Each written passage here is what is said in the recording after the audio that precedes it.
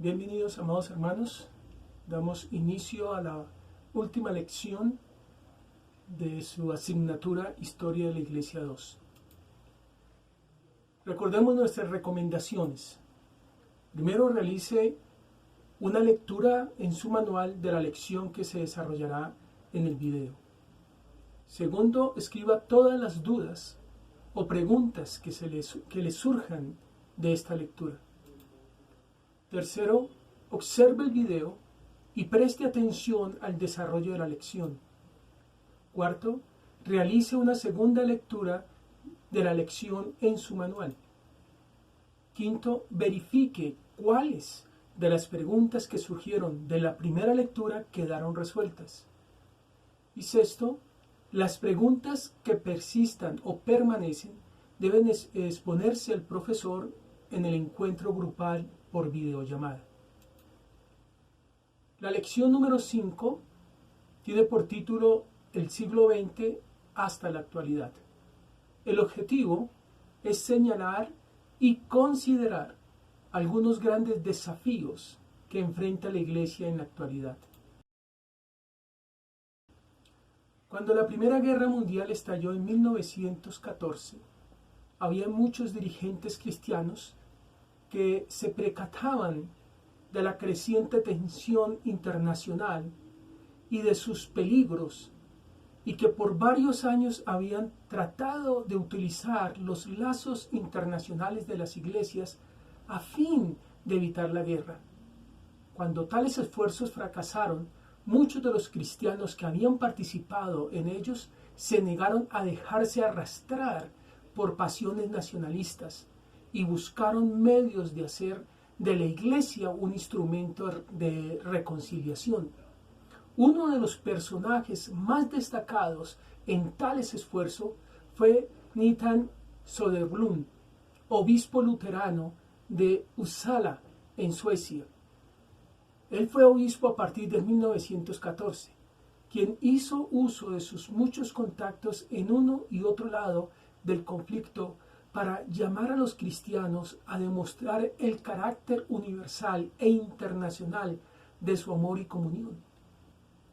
Tras la guerra, esos esfuerzos y las amistades trabadas en medio de ellos, así como su conducta de pacificador intachable, hicieron de Söderblom uno de los fundadores del movimiento ecuménico. Los sobrevivientes que alcanzaron la mayoría de edad durante la Primera Guerra Mundial, en términos generales, se caracterizaron por su espíritu desorientado, errantes, sin dirección, y esto se llevó a cabo o se veía en el periodo inicial de la posguerra. Y es conocida esta generación como la generación perdida. Lo triste, hermanos, era que el protestantismo carecía en ese momento de un marco teológico que le permitiera comprender los acontecimientos que estaban teniendo lugar y responder a ellos. Y además, el liberalismo, con su valoración excesiva, optimista del ser humano y sus capacidades, no tenía palabras algunas para un momento en que la humanidad lucía sus peores galas.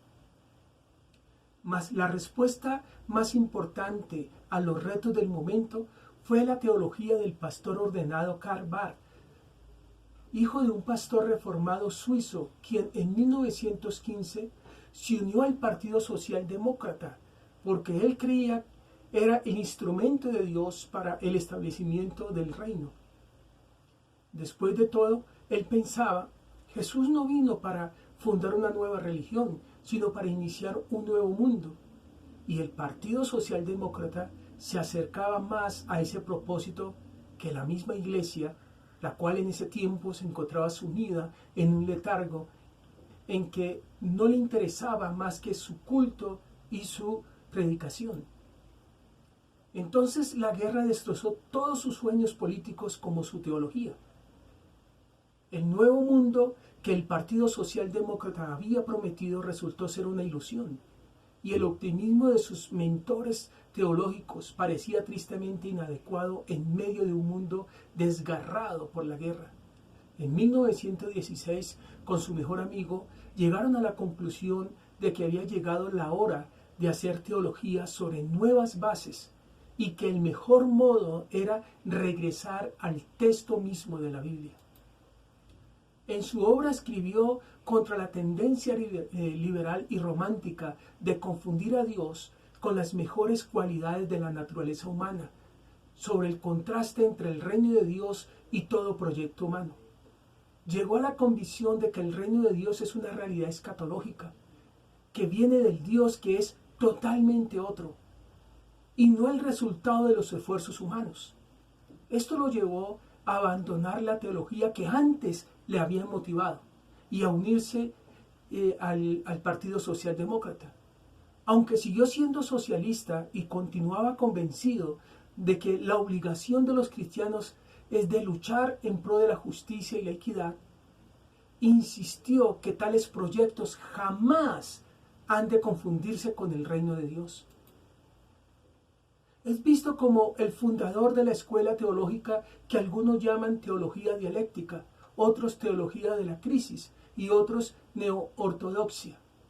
La característica central de esa escuela era la insistencia en un Dios que nunca es nuestro, sino que siempre nos confronta como otro, cuya palabra pronuncia sobre nosotros a la vez un sí y un no, y cuya presencia trae no la simple y feliz confirmación del valor de nuestros esfuerzos, sino crisis.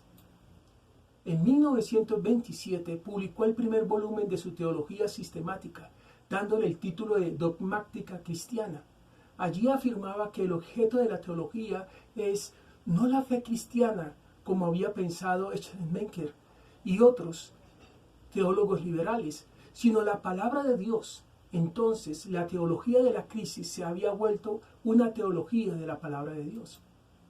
Pero poco tiempo después de publicado el primer volumen, realiza una corrección en su obra al reconocer que en ella concedió demasiada importancia a la filosofía existencialista. Por tanto, establece que necesitamos de la palabra de Dios no solamente para obtener respuestas a nuestras preguntas, sino también para hacer las preguntas correctas. El pecado, por ejemplo, no es algo que conocemos por nuestros propios medios naturales, y a lo que la gracia entonces responde con una palabra de perdón. Lo que nos convence de pecado no es nuestro sentimiento de culpa, sino que es la palabra de gracia. Sin escuchar esa palabra, desconocemos tanto lo que es la gracia como lo que es pecado. No que no pequemos, sino que nuestro pecado es tal y hasta tal punto es parte de nosotros que somos incapaces de ver su verdadera naturaleza. A partir de allí abandona la dogmática cristiana que había comenzado y a empezar de nuevo su gran obra sistemática, a la cual ahora llamó dogmática eclesiástica. Entre 1932 y 1967 publicó 13 volúmenes de esta obra, que nunca llegó a completar. La dogmática eclesiástica es sin lugar a dudas el gran monumento teológico del siglo XX. Y en medio de todo ello se puede ver la libertad y el espíritu crítico de Barth hacia toda la labor teológica, que nunca ha de confundirse con la palabra de Dios. De hecho, a través de toda su obra, Barth insiste en que la teología, por muy cierta y correcta que sea, siempre es esfuerzo humano y por tanto ha de verse y hacerse con una combinación de temor, libertad, gozo y hasta buen humor. Mientras Barth preparaba el primer tomo de su dogmática eclesiástica, en Alemania Hitler y el partido nazi ascendían al poder. Los protestantes liberales carecían de la perspectiva teológica necesaria para responder a tal reto inesperado del nazismo. Aún, muchos de ellos habían declarado que creían en la perfección de la raza humana. Y era precisamente eso lo que Hitler proclamaba. Los liberales habían llevado a confundir el evangelio con la cultura alemana. y la pretensión nazi de que Alemania estaba destinada a civilizar el mundo encontró eco en muchos púlpitos y cátedras académicas. En respuesta a tales acontecimientos, en 1934, varios profesores de teología, entre quienes se contaba Barth, firmaron y publicaron una protesta contra las políticas que se seguían y que seguían la nueva Iglesia Unida. Entonces, pocos días después, varios dirigentes cristianos de todo el país, tanto luteranos como reformados, se reunieron en Barmen para celebrar lo que se llamó un sínodo de testimonio. Y allí produjeron la declaración de Barmen, que vino a ser el documento básico de la Iglesia confesante. Esta era un cuerpo que en nombre del Evangelio se oponía a las enseñanzas y acciones de los nazis. Su llamado central era que los cristianos debían rechazar la falsa doctrina según la cual la Iglesia debe aceptar como base para su mensaje, aparte y además de la única palabra de Dios, otros acontecimientos y poderes, personajes o verdades como si fueran revelación de Dios. Al tiempo que rechazaba las pretensiones de Hitler y sus seguidores, el documento invitaba a todos los cristianos de Alemania a que lo leyeran y meditaran y mediaran a base de la palabra de Dios y que lo aceptaran únicamente si resultaba ser compatible con esa palabra. La respuesta de los nazis no se hizo esperar. Así el doctor Martin Niemöller, pastor de Berlín, conocido crítico del gobierno, fue arrestado y encarcelado por espacio de 8 años. Al comenzar la guerra, casi todos los pastores que se mostraban reacios a las directrices del gobierno fueron conscritos y enviados al frente de la batalla. A todos los profesores universitarios se les ordenó que firmaran una declaración de apoyo incondicional al gobierno. Barth se negó a firmar y regresó a Suiza, donde fue profesor en Basilea hasta su retiro. El más destacado de todos los que se opusieron al régimen de Hitler y sufrieron a causa de su oposición fue el joven pastor y teólogo Dietrich Bonhoeffer, quien era pastor en Londres. Y cuando la Iglesia Confesante de Alemania le invitó a regresar a Alemania para dirigir un seminario clandestino, él inmediatamente comenzó su labor allí en su nación y a hacer resistencia al partido nazi. Bonhoeffer fue arrestado por la Gestapo en abril de 1943. En la prisión y después en el campo de concentración se ganó el respeto tanto de sus carceleros como de sus compañeros de infortunio, a quienes servía de capellán. Tras un juicio precipitado se le condenó a muerte. El médico de la prisión después contó haberle visto de rodillas en su celda, preparándose a morir. El 9 de abril de 1945, tras 2 años y 4 días de encarcelamiento, Dietrich Bonhoeffer fue ahorcado. Unos pocos días después, el ejército norteamericano capturó la cárcel donde había sido ejecutado. Entonces, en el lapso de 30 años ocurrieron las 2 guerras mundiales. Tristemente, su origen y foco principal se centra o se ubicó en las naciones más cristianizadas del mundo, demostrándose así el fracaso en la práctica de las enseñanzas de Jesús por parte de las naciones supuestamente alcanzadas por el Evangelio muchos siglos atrás. Uno de los resultados de la Segunda Guerra Mundial fue que vastos territorios de Europa Oriental y Central quedaron bajo el dominio de los soviéticos. Casi todas esas tierras eran predominantemente católicas, aunque con fuertes minorías protestantes. La porción de Alemania que quedó bajo ocupación rusa era cuna del protestantismo, y en ella la población era mayormente protestante. Todo esto produjo a la vez conflicto entre los protestantes de esos países y sus respectivos gobiernos comunistas, y un creciente diálogo entre cristianos y marxistas. El carácter de las relaciones entre la Iglesia y el Estado varía de país en país y según los tiempos y las circunstancias. Aunque el marxismo ortodoxo consideraba al cristianismo su enemigo implacable, algunos jefes comunistas seguían una política de oposición directa a todo lo que fuese religión, mientras otros pensaban que la religión era una reliquia del pasado, que sencillamente iba a desaparecer con el correr del tiempo. En Checoslovaquia y Hungría, el Estado continuó la política tradicional de sostener los gastos de la Iglesia con fondos del fisco nacional. Pero en Alemania Oriental, muchos de los derechos civiles de los cristianos fueron suprimidos o invalidados, y así que quien participara de la vida de la Iglesia se le hacía difícil educarse y asimismo ocupar puestos de responsabilidad.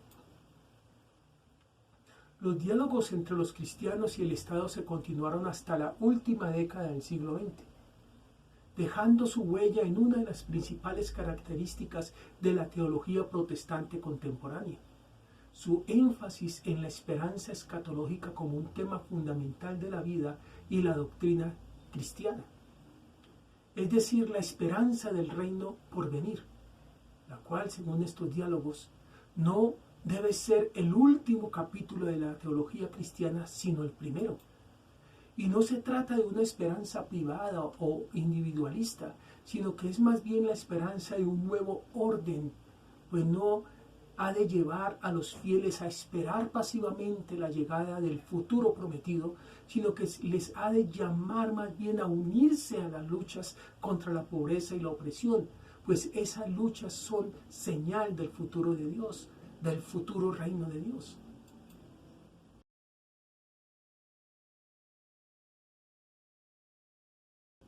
Durante la segunda mitad del siglo XX se aceleró el proceso de secularización en toda Europa. 20 años después de terminada la Segunda Guerra Mundial, en regiones tradicionalmente protestantes tales como Escandinavia, Alemania Occidental y Gran Bretaña, la asistencia a la iglesia había decaído hasta tal punto que solamente una fracción de la población, en algunos casos menos del 10%, participaba de la vida religiosa y eclesiástica.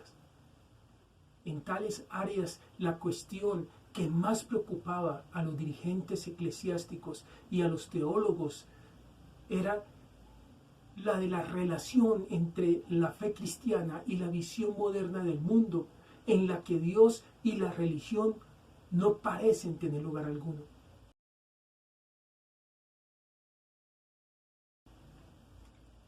El mundo iberoamericano, antes de su evangelización por misioneros católicos, era un gran mosaico de religiones más o menos politeístas: aztecas, incas, maya, guaraní, mapuche, entre otras. Variadas mitologías que exponen su concepción del mundo, del hombre y de los dioses. Las conocemos con gran detalle gracias sobre todo a los relatos de los misioneros. Hoy en día se denuncia en ciertos ámbitos intelectuales, políticos e incluso religiosos que los misioneros y los conquistadores españoles no respetaron las culturas de los indios y que las destruyeron.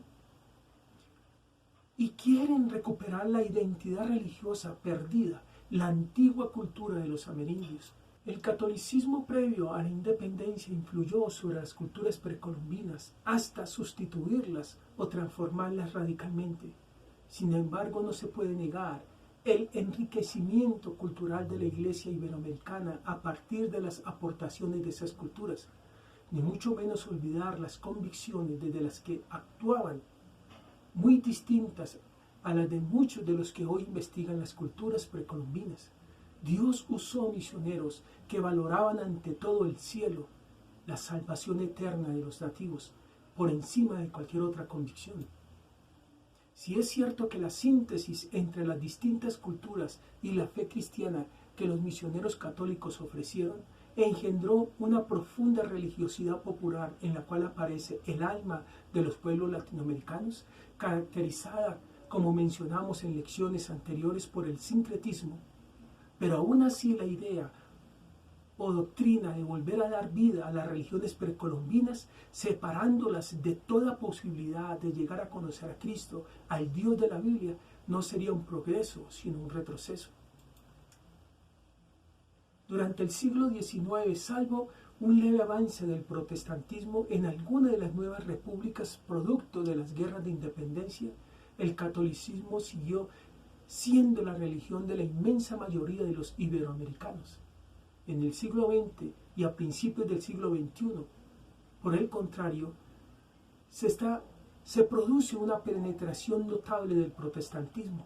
Sectas y otras religiones, judaísmos, mahometismo, religiones autóctonas, persistentes o emergentes, y las nuevas religiones orientales como el Mahikari de Japón, el Hare Krishna de la India y sectas Mao de Corea ingresaron también.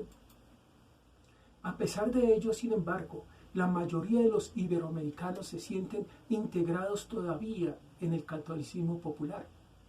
Pero un cierto menosprecio y aversión hacia la religiosidad popular, entre otros, ha impulsado o impulsó a muchos a abandonar la Iglesia Católica para integrarse a comunidades cristianas protestantes.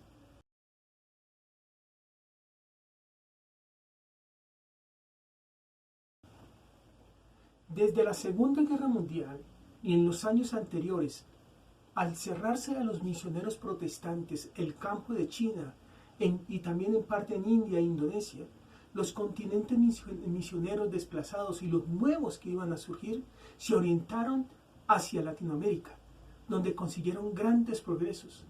Así, Brasil fue el país donde el protestantismo registró los más grandes avances en el mundo.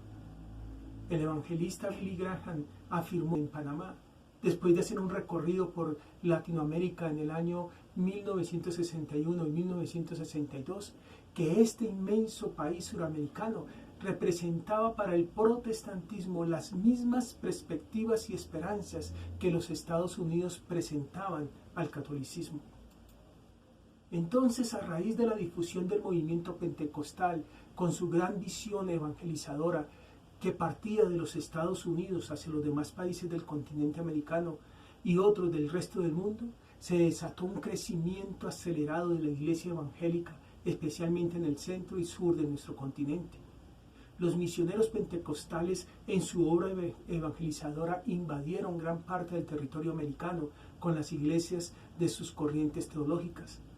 Muchos estudiosos afirman que si no fuera por el pentecostalismo, la población evangélica o protestante en América Latina estaría reducida a unos pocos.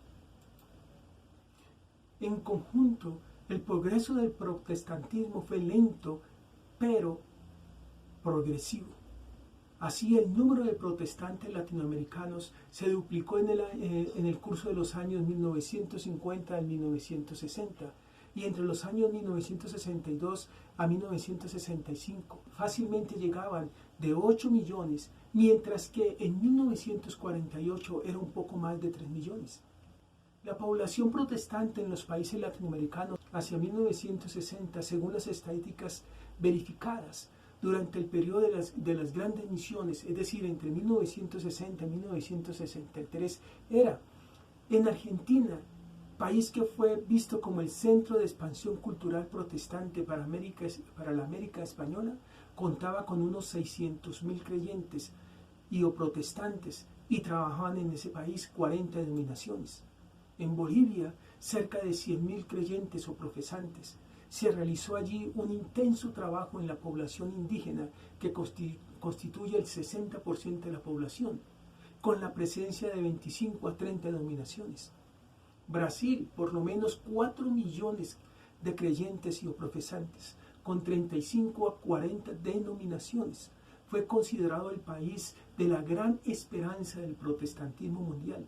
Diariamente pasaban al protestantismo no menos de 600 personas. La población protestante constituye en ese país un poco más del 40%, cuando en 1900 era el 0.4%. Chile, alrededor de 500.000 creyentes con más de 20 denominaciones. Chile fue un país abierto a la obra protestante que realizó un sincero trabajo social. En Costa Rica, 50.000 creyentes y 10 denominaciones. En Cuba, 400.000 creyentes. Por el influjo de los Estados Unidos, Cuba era antes de la revolución una puerta de entrada en el mundo hispanoamericano. Allí trabajaron 20 denominaciones. Ecuador, 80.000 creyentes. Se trabajó fuerte en los territorios selváticos. En la capital funcionaba la emisora Voz de los Andes, una de las más poderosas estaciones del hemisferio. 15 denominaciones trabajaron allí. En México, entre 700.000 al millón de creyentes. Los gobiernos de Álvaro Ortegón entre 1920 y 1924, el gobierno de Plutarco Elías Calle entre 1924 y 1928, y el gobierno de Lázaro Cárdenas del Río de 1936 a 1940 fomentaron la introducción del protestantismo bajo el principio de buena vecindad con los Estados Unidos. Allí trabajaron cerca de 40 denominaciones. En Paraguay, alrededor de 50.000 y 15 denominaciones. Perú, con 100.000 creyentes, se trabajó intensamente entre los grupos indígenas. Se fundaron institutos lingüísticos como medios de evangelización. Trabajaron allí entre 20 y 30 denominaciones. Uruguay, unos 50.000 adherentes y 15 denominaciones. Venezuela, 150.000 y 15 denominaciones. Repúblicas centroamericanas y el Caribe, unos 250.000 creyentes, y con Puerto Rico sometido al influjo directo de los Estados Unidos se alcanzaron los 650.000. Colombia, nuestra nación, contaba con 100.000, pero nuestra nación fue el país del escándalo, donde se declaró una persecución horrible contra los cristianos evangélicos y con excesos y con frecuentes intolerancia a ellos. Ya para la segunda mitad del siglo XX, la situación del protestantismo va dejando de ser las iglesias jóvenes de Latinoamérica para convertirse en comunidades adultas y autóctonas. Diariamente 1.000 latinoamericanos pasan al protestantismo. Por lo tanto, se reconoce el hecho que en la actualidad las iglesias evangélicas en América Latina y por lo tanto en nuestra nación, en su gran mayoría, son del corte o trasfondo pentecostal. Los predicadores pentecostales dirigen su mensaje del evangelio a las zonas donde hay personas con más necesidad. Por esta razón se ve que las iglesias pentecostales han tenido una mayor aceptación primeramente en los extractos más bajos y con el tiempo se desplaza a llegar a alcanzar los extractos más altos, dando como resultado un acelerado crecimiento en las iglesias evangélicas en América Latina. Su liturgia también ha contribuido mucho a la expansión del pentecostalismo, debido a que propone una nueva forma de celebrar sus servicios. Esta nueva forma difiere de la tradicional en cuanto a menos forma y unificada entre sus iglesias. Por eso muchas personas han visto en la liturgia pentecostal una manera diferente de expresar su fe.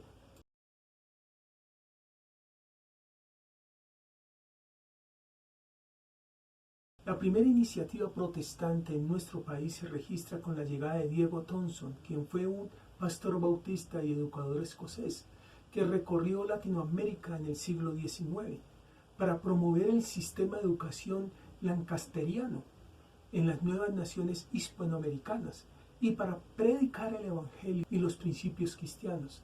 Como misionero trajo la Biblia en la lengua de los pueblos americanos y promovió su lectura. Conoció a Simón Bolívar en Perú y eso fue muy favorable a Thompson porque Bolívar decretó que se establecieran escuelas públicas en cada capital provincial. En 1824 viajó a la Gran Colombia, donde fue recibido por el general Francisco de Paula Santander para colaborar con la obra educativa propuesta por Santander, quien conoció el método de alfabetización lancasteriano en Inglaterra. Diego Thompson se instaló en Guayaquil a principios de octubre, recorrió Quito, Popayán y Bogotá. En marzo de 1825 fundó la Sociedad Bíblica Colombiana. Regresó a su país en 1827 y el proyecto de alfabetización decayó. Con la instauración de la cúspide liberal a finales del siglo XIX, y la expulsión de los jesuitas y de algunos obispos y sectores del clero por parte de los liberales radicales, llegan al país misioneros protestantes para contrarrestar la influencia de la Iglesia Católica en la sociedad colombiana. El historiador de las sociedades bíblicas en Colombia, Paulo Moreno, señala que las minorías protestantes se vieron objetivamente aliadas con sectores liberales, radicales, quienes fueron los que durante el siglo XIX lucharon por reformas más de fondo respecto al papel de la Iglesia Católica en la sociedad. Y fue el campo educativo en escuelas y colegios el escenario actual de los misioneros protestantes entre 1869 hasta 1928. La Iglesia presbiteriana fue una de las de mayor presencia e influencia en estos contextos. A través de los colegios americanos, creados en Barranquilla, Bogotá y Cali y otras ciudades, y posteriormente con su seminario, lograron cimentar las bases de una cultura protestante en sectores de clase media y altas. Actualmente, y en contextos más derivados de la Constitución de 1991, libertad de cultos, pluralidad cultural y otros, esta iglesia incursiona en un proyecto universitario en Barranquilla, espacio en el que se forman nuevo liderazgo protestante y seculares de la región. En 1930, bajo la presidencia liberal de Alfonso López Pumarejo, se introducen nuevas reformas constitucionales, una de ellas la libertad de culto.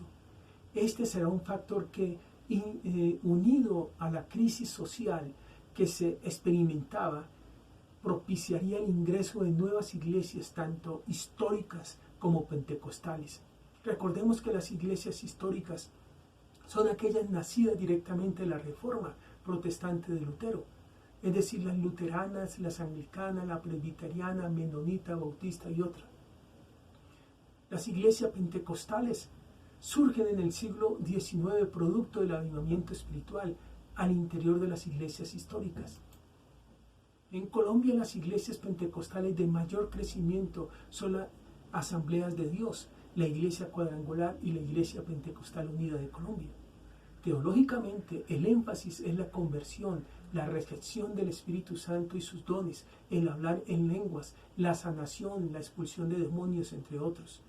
Producto de las transformaciones sociales, de la violencia de mediados del siglo y de la incapacidad de la Iglesia Católica de responder a las demandas de sus fieles, muchas de esas iglesias se expanden por todo el territorio nacional.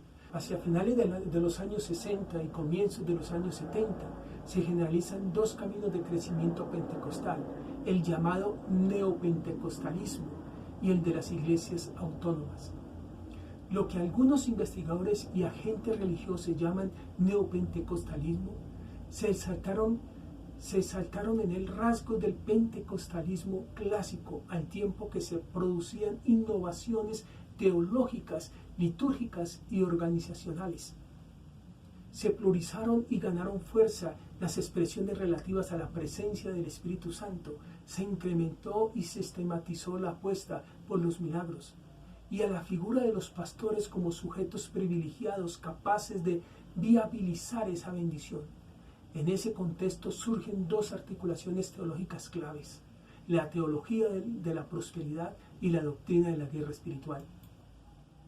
Entre 1970 y 1990, otros factores de orden nacional, urbanización, desarrollo de los medios de comunicación, nuevos roles de las mujeres, apertura educacional, apertura económica, entre otros, y en el campo de la internacional, el neoliberalismo, la globalización, las crisis económicas, el conflicto armado, etc., favorecieron el crecimiento, no solamente de iglesias históricas y pentecostales, sino también las llamadas neopentecostales, que en 1994 habrá de tener una membresía aproximadamente de 1,5 millones de fieles, y en la actualidad las iglesias evangélicas superan los 3 millones de miembros. Las iglesias neopentecostales de mayor crecimiento en Colombia son Casa sobre la Roca, fundada y liderada por el pastor Darío Silva; la Misión Carismática Internacional, liderada por Claudia y César Castellanos; el Centro Misionero Bethesda, liderado por el pastor Enrique Gómez, la Iglesia Manantial de Vida Eterna del pastor Eduardo Cañas, el lugar de su presencia, fundada y liderada por los pastores Andrés y Rocío Corso, la Iglesia Avivamiento de los pastores Ricardo y Patricia Rodríguez. La organización que articula a nivel local, regional y nacional a más de 80 denominaciones pentecostales evangélicas en Colombia es la Conferencia Evangélica de Colombia, CEDECOL. Esta institución surgió en 1949 durante la época de la violencia en contextos de persecución a la comunidad protestante. En 1994 CEDECOL creó la Comisión de Derechos Humanos y en unión con la Conferencia Episcopal Católica ha definido múltiples espacios ecuménicos de defensa de los derechos humanos.